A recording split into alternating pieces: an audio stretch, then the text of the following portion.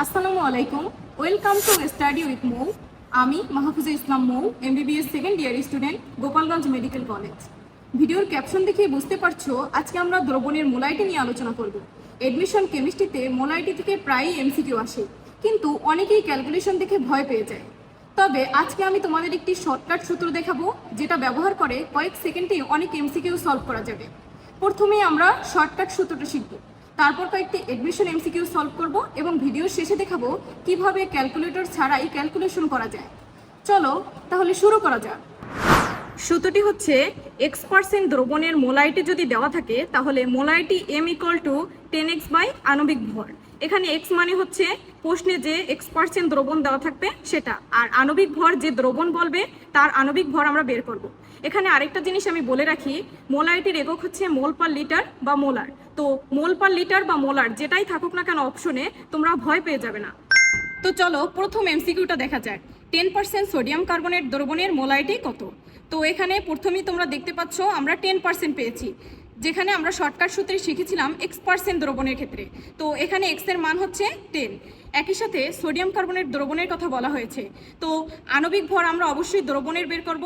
তো এক্ষেত্রে আমরা সোডিয়াম কার্বনেটের যে আণবিক ভর সেটা আমরা মুখস্থ রাখবো, যেহেতু এমসিকিউতে খুবই কম সময় পাওয়া যায়। তো তোমাদের সুবিধার জন্য আমি হচ্ছে সোডিয়াম কার্বনেটের যে আণবিক ভর সেটা বের করে রেখেছি। তোমরা এই যে 106 মানটা এটা হচ্ছে মুখস্থ রাখবে। তো চলো ক্যালকুলেশনটা দেখা যায়। তো আমরা সূত্র থেকে জানি হচ্ছে মোলাইটি = 10x বাই m। তো 10টা হচ্ছে এমনিতেই সূত্রে থাকবে এবং x এর মান হচ্ছে 10।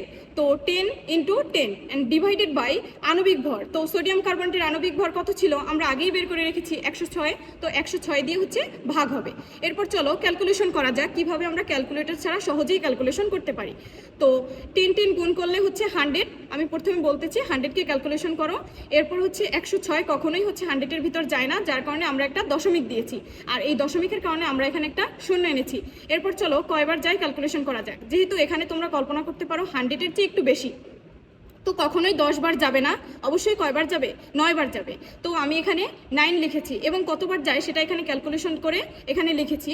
তো দেখো ক্যালকুলেশন করার পর এখানে আসে হচ্ছে 460।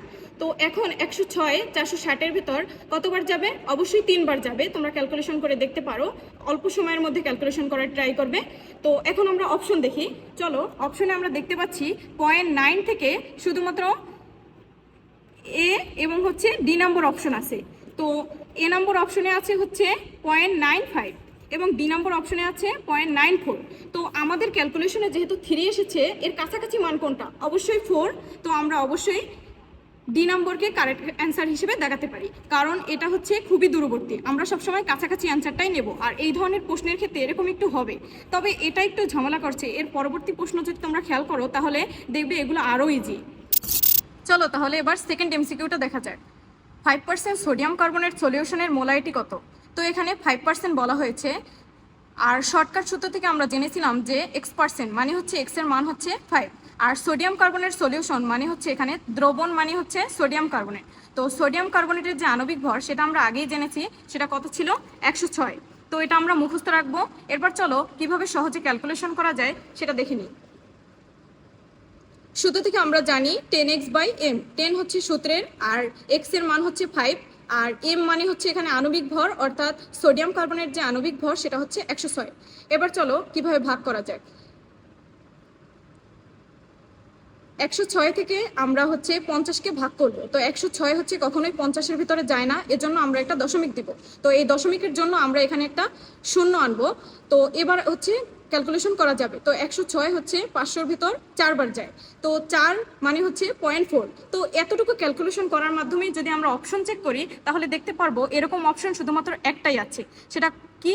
সি নম্বর অপশন, অর্থাৎ 0.47। বাকি অপশনগুলো তোমরা নিজেরাই খেয়াল করো, এর কাছাকাছিও কোনো মান নেই। তো নিঃসন্দেহে আমরা সি নম্বর অপশনটাকে কারেক্ট অ্যান্সার হিসেবে দেখাতে পারি।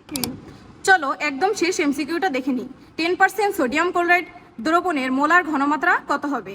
তো এখানে 10% মানে হচ্ছে x এর মান। এবার এক্ষেত্রে দ্রবণটা খেয়াল করো, সোডিয়াম ক্লোরাইড বলা হয়েছে। এর আগে আমরা যতগুলো এমসিকিউ দেখেছি সবগুলোর ক্ষেত্রে আমরা সোডিয়াম কার্বনেট নিয়ে ক্যালকুলেশন করেছি। এবার আমরা সোডিয়াম ক্লোরাইডকে পেয়েছি। অবশ্যই আমাদের ক্ষেত্রে সোডিয়াম ক্লোরাইডের যে আণবিক ভর আছে সেটা মুখস্থ রাখতে হবে। তোমাদের সুবিধার জন্য আমি সোডিয়াম ক্লোরাইডের যে আণবিক ভর আছে সেটা বের করে রেখেছি। এটা কত? 58.5। এবার চলো কিভাবে সহজে ক্যালকুলেশন করা যায় সেটা দেখে নিই। সূত্র থেকে আমরা জানি 10x বাই আণবিক ভর। এখানে 10 হচ্ছে সূত্রের, আর x এর মান হচ্ছে 10, আর আণবিক ভর সোডিয়াম ক্লোরাইডের কত? 58.5। তো এবার আমরা 58.5 থেকে 100কে ভাগ করি। এবার ক্যালকুলেশন করলে দেখা যাবে 58.5 100-র ভিতরে একবার যায়। তো আমরা এখানে দেখতে পাচ্ছি 1 হবে। এরপর চলো আরেকটু দেখে নিই। বিয়োগ করলে এখানে থাকবে হচ্ছে 41.5। 58.5 আছে, এটা হচ্ছে 41.5-এর মধ্যে যায় না। তো এক্ষেত্রে আমাদের কি একটা দশমিক দিতে হবে। তো দশমিক দিলাম। তো দশমিক দেওয়ার পরে এক্ষেত্রে আমাদের একটা শূন্য আসবে। কিন্তু এত কিছু ক্যালকুলেশন করার আমাদের দরকার নেই। চলো আমরা অপশনটা দেখে নিই যে অপশনে এর কাছাকাছি কোনটা আছে। তো আমরা অপশনগুলো যদি ভালোভাবে খেয়াল করি তো দেখতে পাচ্ছি শুধুমাত্র এ নম্বর অপশনই এর কাছাকাছি মান রয়েছে। তো আমরা নিঃসন্দেহে এ নম্বর অপশনকেই দেখাতে পারি।